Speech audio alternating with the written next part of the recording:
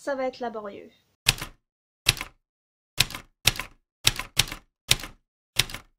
Que vous aussi, vous avez l'impression que le mois de mars a été le mois le plus long de votre vie? Genre j'ai des livres dans ma pile là, j'ai l'impression de les avoir lus en 2020. Si je dis que ça va être laborieux, c'est parce que la majorité des livres que j'ai lus ce mois-ci, j'ai pas grand-chose à dire dessus.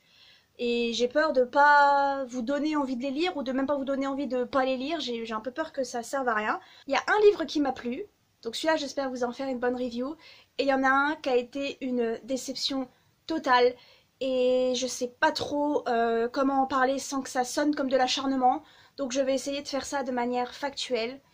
Si vous me suivez sur Twitter et que vous avez vu passer cette photo, qui a maintenant je crois 500 likes au moins, vous savez de quel livre je vais parler, ou en tout cas de quoi je vais parler. Mais on va commencer tout de suite avec donc mes lectures de mars, et on va commencer d'abord avec celles où j'ai pas grand chose à dire. C'est-à-dire que peut-être que je vais parler longtemps, mais au final il n'y aura pas beaucoup d'informations dedans.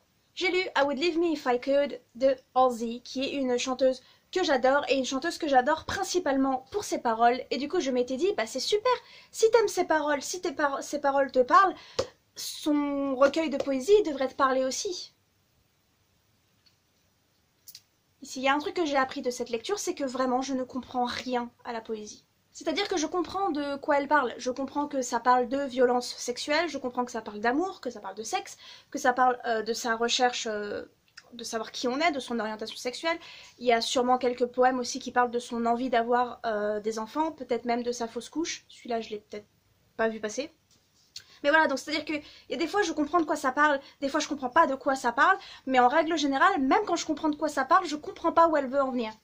C'est-à-dire que je n'arrive pas, j'ai beau les lire à voix haute, je comprends pas le rythme, je ne comprends pas pourquoi les phrases sont arrêtées en plein milieu, je ne comprends pas pourquoi des fois ça rime et des fois ça rime pas, je ne comprends pas pourquoi les strophes sont écrites comme ça. Vraiment, la poésie, c'est quelque chose que je ne comprends pas. Du coup, j'ai passé ces derniers jours à regarder des vidéos YouTube qui ont fait des reviews positives ou négatives sur le livre de personnes qui lisent de la poésie et qui s'y connaissent en poésie. Du coup, peut-être que vous devriez faire ça aussi pour avoir un vrai retour. Ensuite, j'ai lu le roman jeunesse La maison qui parcourait le monde de Sophie Anderson, à qui j'ai donné 3 étoiles. J'ai pas donné d'étoiles à Halsey parce que je pars du principe que si je ne comprends pas ce qui se passe, je peux pas noter un livre que je comprends pas. La maison qui parcourait le monde, c'est l'histoire de Marinka et de sa grand-mère qui habitent dans une maison qui parcourt le monde. C'est une maison qui a des pattes de poulet et qui des fois dans la nuit se lève et traverse le monde, va se poser ailleurs pendant la nuit.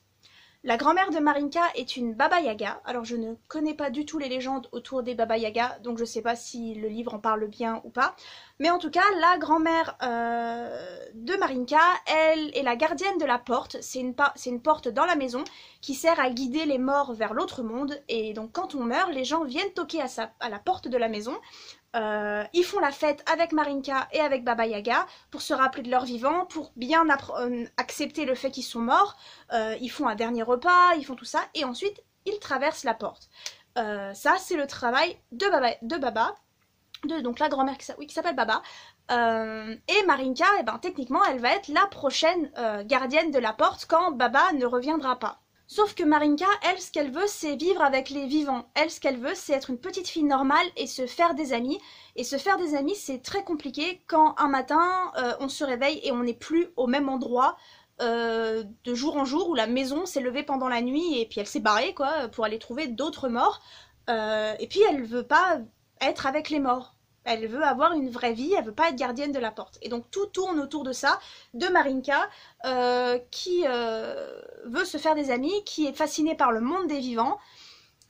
Et voilà, pour pas en dire plus. C'était une lecture très sympathique, mais ça n'a pas été une lecture très marquante. Marinka est un personnage intéressant. Il y a beaucoup de personnages qui passent et qui reviennent parce que justement, Marinka et sa grand-mère voyagent dans cette maison. L'univers est assez bien construit, l'objet livre est très joli, il y a des pages noires, il y a des belles illustrations, il y a tout ça. Mais c'était pas transcendant, quoi. Il y avait des phrases qui étaient bien jolies, bien écrites, mais c'était pas ouf. Et puis la morale à la fin, Je sais pas trop où la morale a voulu aller à la fin. Que à mes yeux, dès le début, il y avait deux morales possibles. Il y avait la morale où Marinka rejoignait justement les vivants, et où on disait il faut suivre tes rêves quand tu veux quelque chose, peu importe ce que ta famille te dit, tu suis tes rêves, tu suis tes rêves. Et il y avait la morale de non, en fait, quand t'es destiné à quelque chose, il faut accepter ses responsabilités, il faut accepter de grandir. Il faut accepter tout ça et devient la gardienne de la porte. Je vous dis pas lequel des deux est arrivé, mais moi j'aurais préféré que ce soit l'autre. Ensuite j'ai lu Le Dog Noir de Neil Gaiman, une petite novella de 88 pages, je crois. Alors je sais pas si vous le savez, mais moi j'aime beaucoup Neil Gaiman. Ce qui me fait très peur parce qu'à chaque fois que je commence à dire que j'aime beaucoup un homme, beaucoup un auteur, quelques jours plus tard on apprend qu'en fait il est problématique as fuck. J'ai pas encore osé faire des recherches sur internet sur ce mec-là. J'aime beaucoup sa manière de parler de l'écriture, j'aime beaucoup sa manière d'interagir pratiquement tous les jours dans ma timeline Twitter avec les lecteurs et les lectrices qui lui parlent et qui ont été touchés par son travail. Je suis une grande fan, on va dire, de pratiquement toutes les adaptations de ses livres, parce que je sais pas combien il y en a eu en fait. Je suis une très grande fan de Good Omens, par exemple. Ça a été pour moi une claque dans la tronche, cette série. C'est une des séries les mieux écrites pour moi. American Gods, c'est une de mes séries préférées. J'ai les DVD là-haut, je sais pas si vous pouvez les voir, ils sont là. Non, vous les voyez pas. J'ai les DVD, je suis en train de regarder la saison 3. Je suis une grande fan de cette série. Pour moi, Coraline est un des meilleurs films d'animation qui ait été fait. Et je suis une très grande fan de Lucifer. Alors je sais que mettre la série Lucifer à côté de Good Omens et l'American Gods, c'est pas du tout la même chose, c'est pas du tout le même style, c'est pas du tout le même budget non plus, c'est pas du tout la même histoire et c'est pas du tout la même qualité si on peut dire. Mais Lucifer, c'est une série qui me parle énormément, c'est une série qui me fait du bien, dont je suis complètement accro et à laquelle on va bientôt devoir dire au revoir et je suis pas prête. Et du coup vous me dites, mais Cécile, tu nous parles de l'homme, tu nous parles des adaptations de ses œuvres, mais tu nous parles pas de ses œuvres. Parce que les œuvres, j'ai du mal. J'ai beaucoup de mal avec sa plume. Et du coup, je m'étais dit, je vais lire plus de son travail. J'ai très envie de lire Coraline, par exemple. Au travail, on a une très belle édition de Coraline que je vais probablement lire bientôt. Et donc, du coup, je suis allée en fantasy, j'ai cherché Neil Gaiman, et je me suis dit, tiens, je vais prendre Le Dog Noir. Parce que moi, ce que j'ai lu de Neil Gaiman, c'est American Gods. Oups là. Qui est là, parce qu'après être tombée amoureuse de la série, je me suis dit je vais lire le livre, et ça avait été laborieux. Il m'a fallu 6 mois pour lire ce dictionnaire en anglais. Il est à l'envers, hop là. 6 mois pour lire ce truc-là. Et j'avais... je sais que si j'avais pas regardé la série avant, j'aurais rien compris au bouquin. Et du coup, je me suis dit, mais c'est bien, je vais prendre Le Dog Noir, c'est tout petit, c'est traduit, voilà. Et il se trouve que Le Dog Noir, c'est une novella qui rentre dans l'univers d'American Gods. Du coup, American Gods, d'abord, ça parle de quoi? American Gods, c'est l'histoire de Shadow qui est... ou Ombre, si vous le regardez en français. C'est l'histoire de Shadow qui est en prison parce qu'il a... Je sais plus ce qu'il a fait, une arnaque ou un braquage, une histoire d'argent, et donc il s'est retrouvé en prison. Et il est libéré plutôt parce que sa femme vient de mourir, et que donc il est libéré pour pouvoir aller... parce qu'il s'est bien conduit, mais également pour pouvoir aller à l'enterrement de sa femme. Et sur le chemin du retour, je crois que c'est le chemin du retour, il tombe sur Monsieur Wednesday, qui lui propose un travail, un job, je sais pas pourquoi j'ai bugué là, qui lui propose un job, il me semble que c'est en tant que chauffeur. Mais il y a des trucs qu'on sent que Shadow il devrait pas trop dire oui, sauf que Shadow il dit oui parce que il a besoin d'argent et qu'il vient de sortir de prison, et que personne n'embauche un mec qui vient de sortir de prison. Ça c'est le début. Maintenant, en gros, de quoi parle American Gods? American Gods, Monsieur Wednesday est un dieu, je vous dis pas lequel, mais Monsieur Wednesday est un dieu qui a besoin de Shadow pour rassembler les anciens dieux, tous les dieux de nos légendes, de nos religions, les dieux que l'on connaît, des mythologies nordiques, africaines, tout ça, tous ces dieux-là, pour faire la guerre aux nouveaux dieux, parce qu'il se trouve que nous les humains, nous avons tellement accordé d'importance à Internet, à la télévision, tout ça, que des nouveaux dieux sont apparus, des dieux d'Internet, les dieux des médias, les dieux de machin, et que les anciens dieux, ils sont en train de disparaître, et ils apprécient pas trop ça. Et donc du coup, une guerre entre dieux se prépare. Si vous croyez que je vous en ai trop dit, croyez-moi, je vous ai rien dit du tout là-dessus. C'est vraiment très complexe, c'est très... Regardez la série. Honnêtement, je vous dirais pas de lire le bouquin, je vous dirais de regarder la série. C'est une claque dans la tronche, cette série, et les acteurs sont phénoménaux. J'ai un énorme crush sur Ricky Whittle qui joue Shadow, alors que je le trouvais insipide dans les sangs, vraiment, voilà. Et j'ai évidemment un énorme crush sur Emily Browning qui joue sa femme Laura Moon. J'aime cette femme et c'est la raison pour laquelle j'ai commencé la série. Et du coup j'ai lu Le Dog Noir. Le Dog Noir c'est Shadow qui se retrouve dans une petite ville où il connaît personne et il se retrouve à être hébergé par un couple et il se passe des trucs un petit peu bizarres. Évidemment partout où Shadow passe de toute façon, que ce soit dans la série, dans le livre, dans la novella, il se passe un truc chelou. Toujours, le mec il attire les trucs chelous. Et bah j'ai rien à dire, c'était 88 pages sympathiques, c'était 88 pages d'un moment d'American Gods que je ne sais pas où il se situe dans l'histoire d'American Gods. Et ça apporte rien. Je ne sais pas. Voilà, je vous ai parlé d'American Gods et de Neil Gaiman, tout ça pour vous dire que Le Dog Noir, j'en sais rien.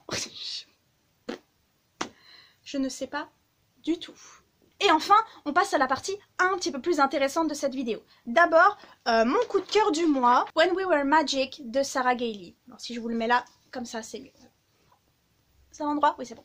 When We Were Magic de Sarah Gailey. Le début de When We Were Magic est le meilleur début de roman que j'ai jamais lu de toute ma vie. Le roman s'ouvre sur une jeune fille qui allait coucher avec un garçon et qui l'a tué avant que le rapport sexuel commence. Et genre c'est un bain de sang. C'est vraiment genre c'est dégueulasse, c'est gore.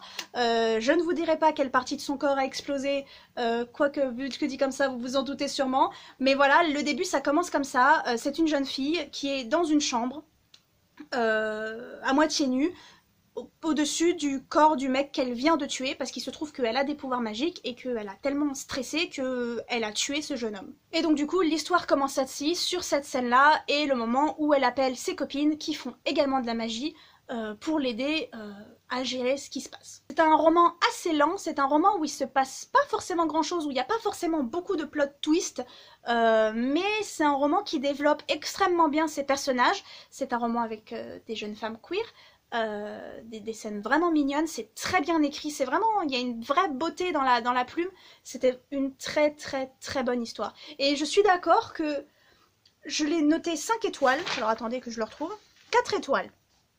Je l'ai noté 4 étoiles. Je me rends compte que c'est peut-être trop haut, parce que peut-être que ce livre ne mérite pas autant, mais l'impact qu'il a eu sur moi quand je l'ai lu, franchement, ça m'a fait... C'était une excellente lecture, ça m'a fait du bien, ça m'a transportée, j'ai vraiment oublié le monde pendant un moment, c'était très beau. La manière dont c'est écrit, il y a vraiment une musicalité que je ne saurais pas expliquer. Il y a vraiment... C'est comme une mélodie quand je lis le livre, je peux pas l'expliquer. Je pense que les gens qui lisent de la poésie, du coup, me disaient « Mais là-dedans, il y a une musicalité, tu peux le comprendre !» Et ben moi, je la comprends pas. La musicalité, je la comprends dans When We Are Magic de Sarah Gailey. Au début, j'aimais vraiment pas le personnage principal et j'arrivais pas à comprendre pourquoi je l'aimais pas. Et puis je me suis rendu compte que la raison pour laquelle je pouvais pas me la voir au début, c'est parce que c'est moi. Je veux dire, il y a tout un passage où elle dit que, enfin même pendant tout le bouquin, elle arrête pas de dire qu'elle mérite pas ses amis, qu'elle aime ses amis énormément et que ses amis l'aiment trop et qu'un jour elles vont se rendre compte qu'en fait c'est pas une fille qu'on doit aimer, c'est pas une bonne personne, c'est pas, elle mérite pas tout cet amour et c'est moi en fait. C'est moi, tous les jours je me demande pourquoi mes amis sont amis avec moi, je comprends pas. Je comprends pas comment sur cette planète il y a des gens qui voudraient volontairement passer du temps avec moi. Et je sais pas si les gens qui font de l'anxiété ont déjà eu ces moments de révélation, mais des fois je me rappelle de journées que j'ai passées. Par exemple, je suis allée faire du shopping avec une copine, et d'un seul coup ça me frappe et ça me dit, tu te rappelles l'année dernière quand t'es allée faire du shopping avec cette fille, elle avait envie de passer une journée avec toi. Et ça me dépasse. Je ne comprends pas comment des gens peuvent vouloir passer du temps avec moi. Et c'est le cas de ce personnage principal. Et donc du coup c'est pour ça qu'au début je l'aimais pas. Parce que bah je ne m'aime pas. Et donc j'avais beaucoup de mal à l'apprécier. Et au final bah quand on se reconnaît beaucoup dans un personnage, c'est pas forcément qu'on l'aime, mais c'est qu'on le comprend. Et ça fait du bien. Et là on arrive au moment laborieux. J'ai lu Loufque à moitié de Chloé Bern. Et je vais vraiment faire de mon mieux pour ne pas être insultante dans cette review parce que c'est pas du tout ce que je veux, c'est pas du tout ce que je recherche. Le problème c'est que j'ai énormément de choses à dire et que je sais que des fois, quand ça tombe dans le négatif, je peux être assez crue, je sais pas comment dire. Donc si jamais ça sonne méchant, c'est vraiment pas ce que je voulais. Déjà, de quoi ça parle? L'Oufk à moitié, c'est l'histoire de Shelly qui a 17 ans et qui fait partie d'une meute de loups-garous, on peut dire ça comme ça. C'est jamais appelé une meute, mais fait partie d'une meute de loups-garous. Et elle a un petit souci, c'est-à-dire qu'elle n'est pas capable de se changer en loup, contrairement à tous ses camarades, tous ses amis, ses frères et sœurs, sa famille. Elle n'y arrive pas, ça ne marche pas, on ne sait pas pourquoi. Et pendant qu'elle essaye de chercher un peu pourquoi, enfin voilà, et ses histoires d'amour, il y a d'autres meutes dans le monde entier qui se font charcuter. Et du coup, le but c'est d'essayer de comprendre pourquoi ils se font tuer et comment on peut arrêter ça. Dans l'ensemble, c'est une intrigue assez basique, si on peut dire. C'est une intrigue qu'on retrouve beaucoup dans les romans du genre avec des créatures surnaturelles. C'est souvent une créature qui n'arrive pas à faire ce que les autres créatures arrivent à faire. Et il y a toujours des espèces de guéguerres et de qu'est-ce qui se passe, et souvent des histoires de chasseurs, les humains contre les surnaturels, tout ça. Donc en soi, l'intrigue, ok, c'était pas transcendant, mais c'était pas non plus une véritable catastrophe. L'univers est assez recherché, il y a des choses assez intéressantes, comme par exemple les pouvoirs des loups-garous, ou même les loups-garous en eux-mêmes, qui sont en fait qui ont un petit peu deux entités dans le même corps, c'est-à-dire eux et leurs loups, qui sont plus ou moins la même personne, mais tout en ayant des petites personnalités différentes, un petit peu comme... je vous le montre, mais vous le voyez pas. Un petit peu comme la Croisée des Mondes, par exemple, où les démons sont en fait un bout de l'âme des personnes. Donc en soi, ils sont les mêmes personnes, mais pas vraiment. Voilà, là, il y avait cette idée-là que j'ai trouvée très intéressante. Au niveau de l'intrigue, qu'est-ce que je peux dire comme problème? Parce qu'il y a des problèmes qui n'ont rien à voir avec l'écriture. Enfin, il y a des problèmes qui n'ont rien à voir avec l'histoire. Il y a des problèmes qui ont à voir avec l'édition. Je vais en reparler après. C'est surtout là-dessus que je voudrais me concentrer. Mais d'abord, les petits problèmes que j'ai eu avec l'intrigue. Par quoi je pourrais commencer? Je sais vraiment pas par quoi commencer parce que j'ai vraiment pas envie d'être méchante. Le fait que Shelly ne soit pas capable de se changer en loup, en fait, ça n'apporte rien à l'histoire. C'est-à-dire que on nous ouvre l'histoire là-dessus, avec en plus le résumé là-dessus, sur le fait que, elle est une loup-garou qui n'arrive pas à se changer en loup. Mais au final, ça ne change rien, parce que elle est toujours très forte, elle a toujours des pouvoirs, elle est toujours plus forte que tout le monde, elle a toujours des pouvoirs très développés, qu'on apprend qu'ils se sont développés d'ailleurs plus tôt que les autres loups. Donc elle est différente, mais au final, le fait qu'elle ne puisse pas se changer en loup, c'est pas handicapant. Ça... Miaou. Excusez-moi, discussion très importante. Donc oui, ça n'apporte rien, ça apporte pas de... J'ai pas le mot, j'ai le mot sur le bout de la langue. Ça ne sert pas à l'histoire en fait, ça apporte pas de défi, ça apporte pas de... Non. Autre chose, il y a un moment où un personnage tente de se suicider, je ne dirais pas pourquoi, je ne dirais pas voilà. C'est passé sous silence très vite et un personnage lui dit clairement que ce qu'elle a essayé de faire c'est égoïste. Non. On arrête avec ça, le suicide c'est pas égoïste, même si c'est un truc que le personnage pense, même si tout ça, il faut arrêter de le dire en fait, c'est très blessant. Le suicide n'est pas un acte égoïste. Voilà. Miaou. Tu comptes au moins dire bonjour? Est-ce que tu m'interromps là depuis tout à l'heure? Tiens.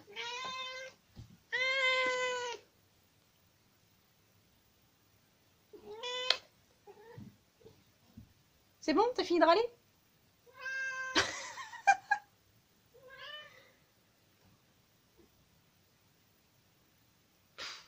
C'est vraiment n'importe quoi cette vidéo.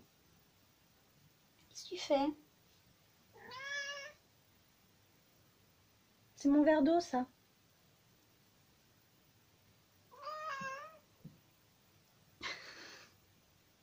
C'est n'importe quoi. Pour rester dans l'intrigue, dans cet univers, il y a des histoires d'âmes sœurs. Les loups-garous ont des âmes sœurs. Quand ils rencontrent leur âme sœur, ils le savent et ils doivent décider de s'ils veulent passer le reste de leur vie avec cette âme sœur.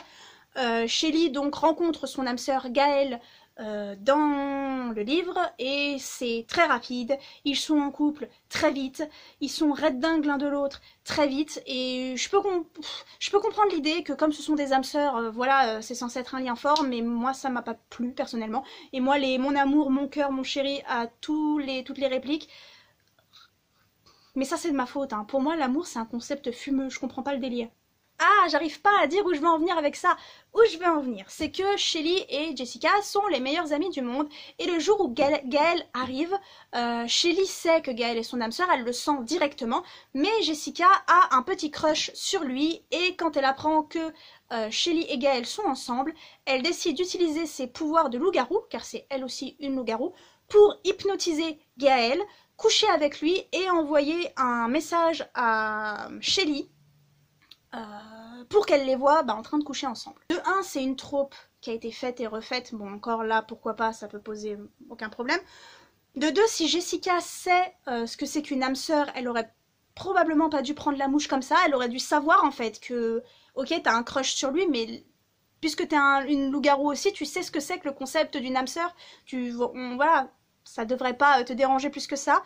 Et puis c'est un peu passé sous silence assez rapidement, mais Gaël il se fait violer dans l'histoire. Gaël, voilà, il n'était pas consentant.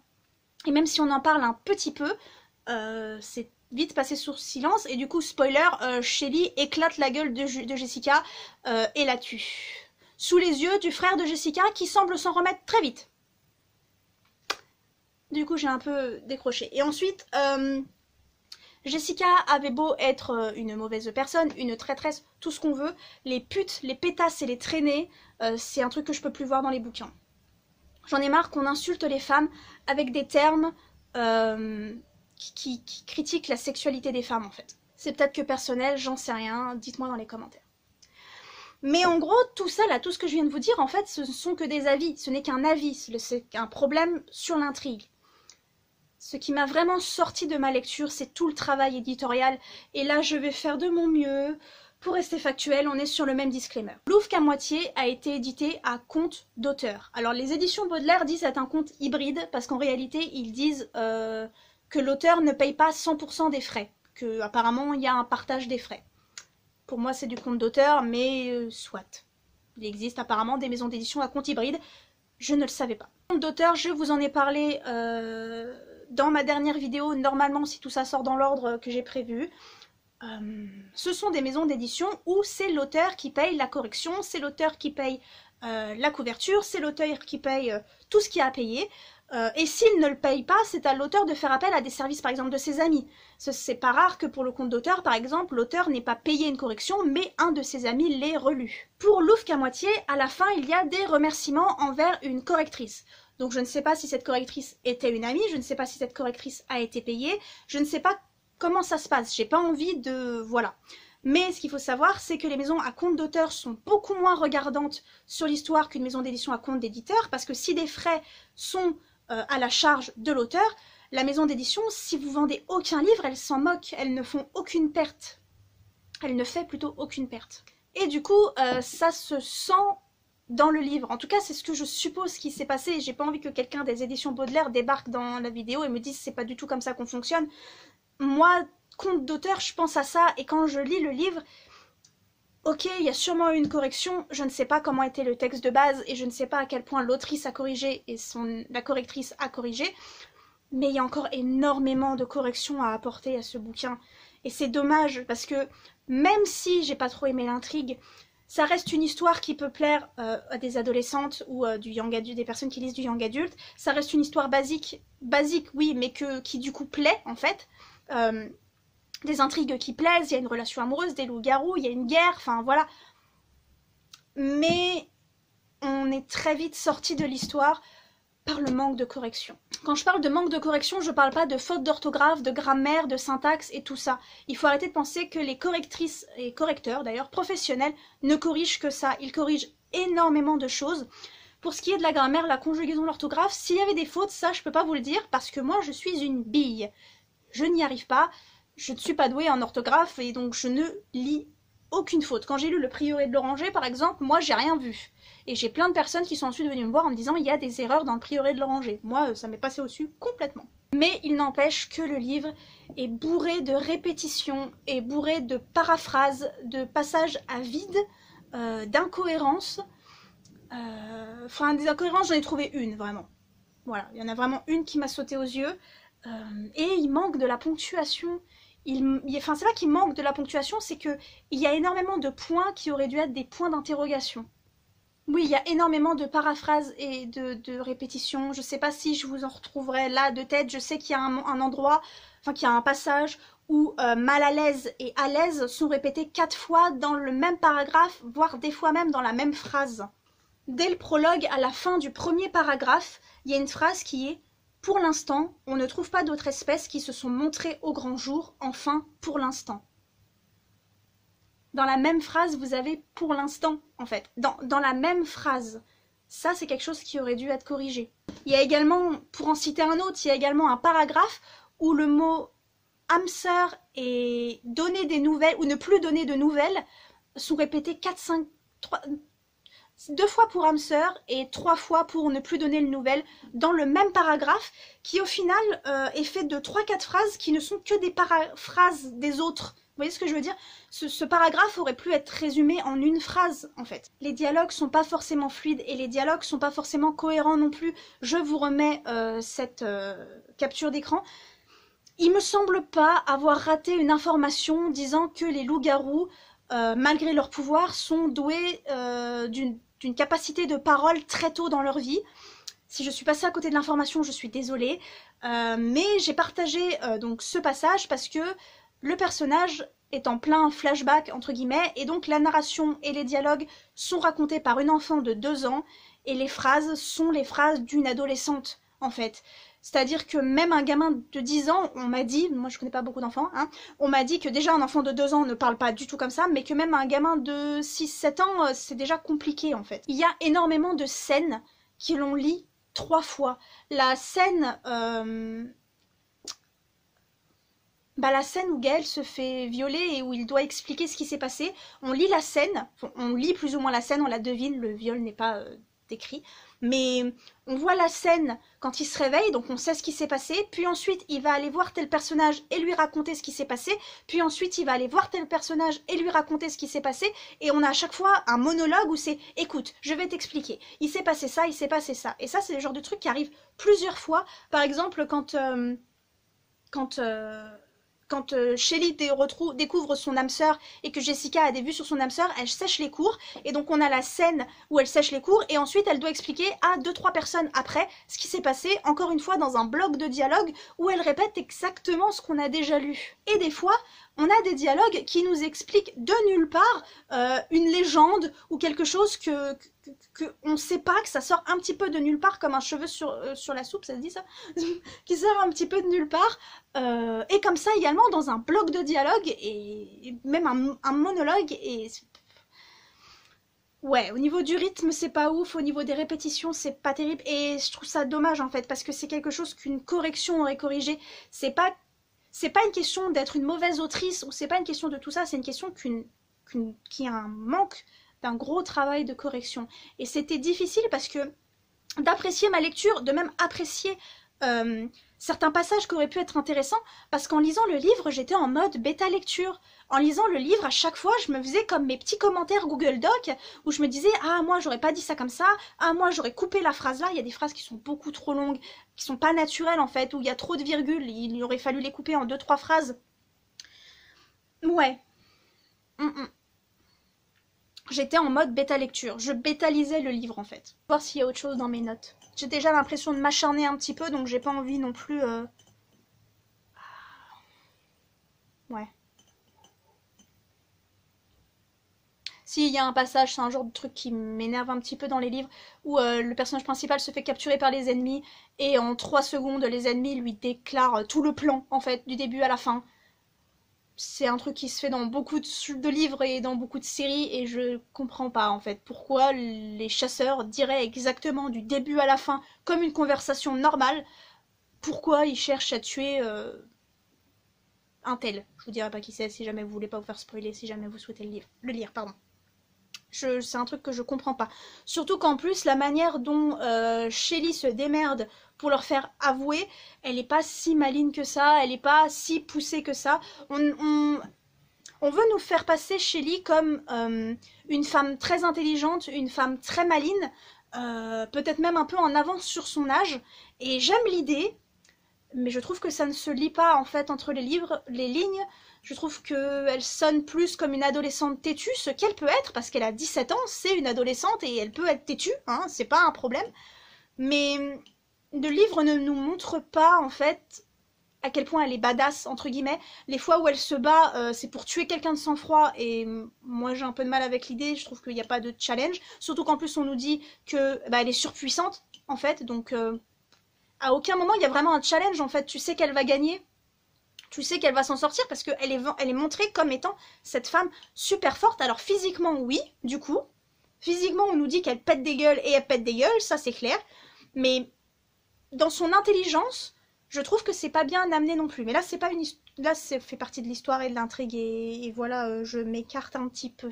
Donc voilà, pour moi, Louvre qu'à moitié, ça pourrait être un très bon premier roman. C'est un premier roman d'ailleurs, il me semble. Voilà, c'est dommage pour l'autrice en fait, parce que ce manque de travail éditorial qui devrait être apporté par une maison d'édition normalement, en tout cas quand c'est la compte d'éditeur, ça lui tire une balle dans le pied, parce qu'au final, c'est ce dont on se souvient. Et quand un livre est mal édité, quand un livre est tout ça, en général, les lecteurs et lectrices, ils rejettent la faute sur l'auteur et l'autrice, ou l'autrice. Pas forcément sur tout le travail qui est censé y avoir également derrière. L'écriture d'un livre, ça se fait tout seul, hein, mais sauf si vous écrivez à quatre mains, mais la publication d'un livre, c'est une collaboration avec la maison d'édition. Il n'y a pas que le travail de l'auteur ou de l'autrice derrière. Et d'ailleurs, il y a également les correcteurs, les correctrices, l'illustrateur, tout ça. Donc voilà, je trouve ça dommage, parce que moi je cherchais désespérément une histoire de loup-garou. Si vous me connaissez, vous savez que j'aime énormément les loups-garous, et que malheureusement je n'ai encore jamais lu une seule histoire de loup-garou qui me plaît vraiment, sauf une, dont je peux pas vous parler parce que le fait que c'est une loup-garou est un énorme spoiler. Un jour je trouverai comment vous en parler, ou je vous spoilerai complètement. Ça reste à choisir. Mais voilà, je pensais avoir trouvé une plume francophone en plus, un premier roman avec des loups-garous. Mais non. Non. Tout ce qui tourne autour du travail éditorial, ça m'a vraiment... C'est dommage. C'est dommage. Je vous fais des bisous et on se dit à dimanche prochain.